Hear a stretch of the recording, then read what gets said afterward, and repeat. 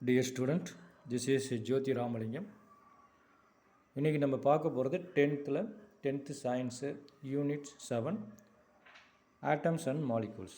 Okay, அதில் பார்த்தீங்கன்னா example sums தான் ரெண்டு இன்றைக்கி பார்க்க போகிறோம்.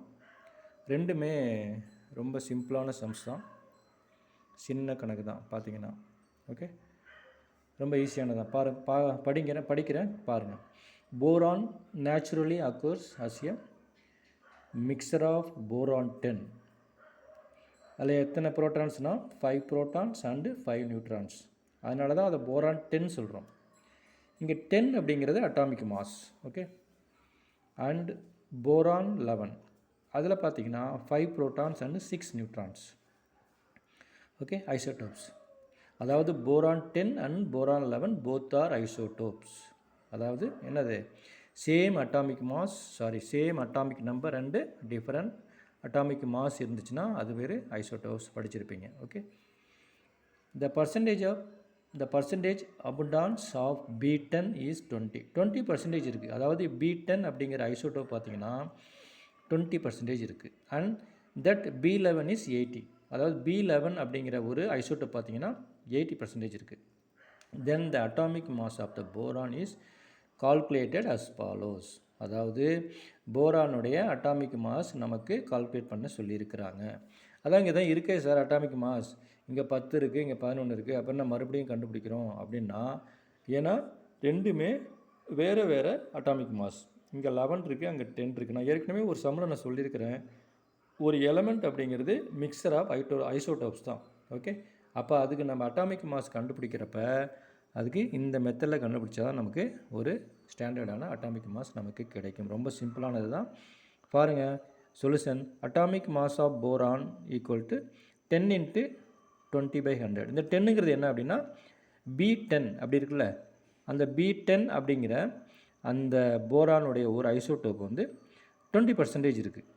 ஓகே, அதாவது போரான் நான் ஏற்கனவே திருப்பி சொல்கிறேன், ஒரு எலமெண்ட் அப்படின்னா element is the mixture of that elements isotopes. அந்த எலமெண்ட்டுடைய ஐசோடோப்ஸுடைய மிக்சர் தான் ஒரு எலமெண்ட் அப்படின்னு ஏற்கனவே சொல்லியிருக்கிறேன். இங்கேயும் அதே தான். போரானு நேச்சுரலி அக்கர்ஸ், இயற்கையாகவே கிடைக்கிது என்னது, 2 ஐசோடோப்புடைய மிக்சராக தான் கிடைக்குது. ஓகே, ஆனால் அதனால தான் நம்ம தனியாக அதுக்கு அட்டாமிக் மாஸ் கண்டுபிடிக்கிறோம்.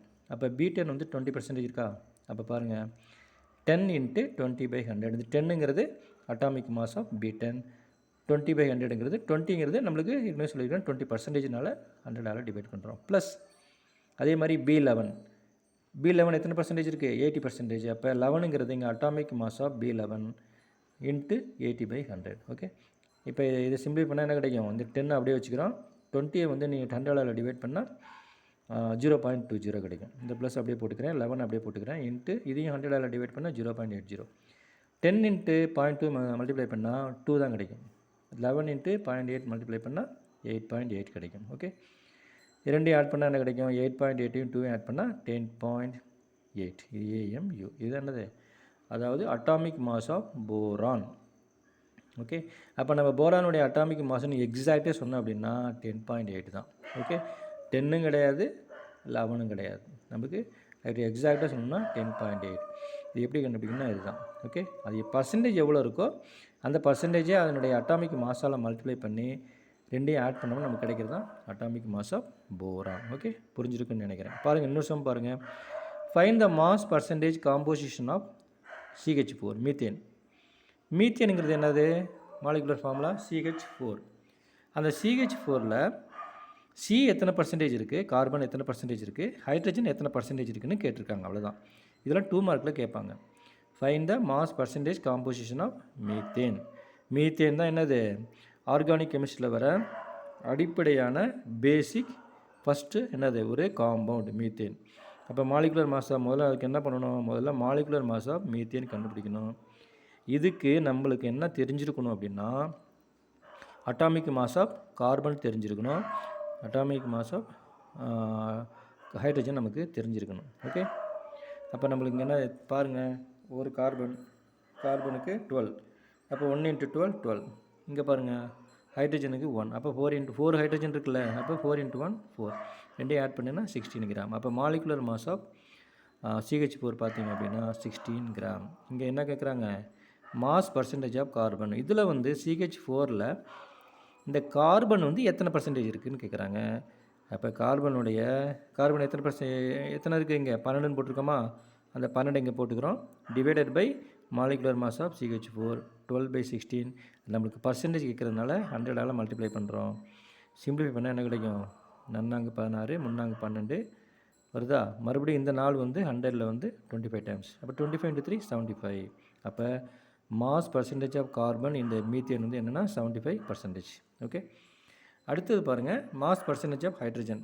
இங்கே ஹைட்ரஜனுடைய வெயிட் பாருங்கள் 4 கிராம் இருக்குது. அப்போ 4 by molecular mass of CH4 16 gram. 4/16 × 100. இதையும் சிம்பிள் பண்ணிங்கன்னா 144 இந்த 400 பார்த்திங்கன்னா 25.